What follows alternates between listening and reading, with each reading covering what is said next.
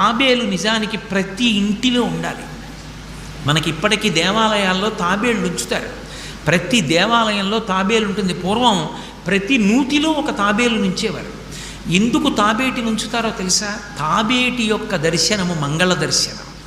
తాబేటి వంక చూస్తే మంగళం. అందుకే ఇంట్లో కనీసం తాబేలు బొమ్మ అట్టి ఉంచుకుంటారు. ఉంచుకుని ఒకసారి ప్రయత్నపూర్వకంగా దాని వంక చూస్తారు. ఎందుకు తాబేలు ఇంట్లో ఉంచుకోవాలి అంటే దాంట్లో ఒక రహస్యం ఉంది. దీక్ష అని ఒక మాట. దీక్ష అన్న మాట దేనికి అన్వయం అవుతుంది అంటే యజ్ఞానికి అన్వయం అవుతుంది. యజ్ఞం చేసేటటువంటి వాడు దీక్ష స్వీకరిస్తాడు. దీక్షా స్వీకారం చేశాడు అంటే ఇంటి లోపలికి మళ్ళీ వెళ్ళరు.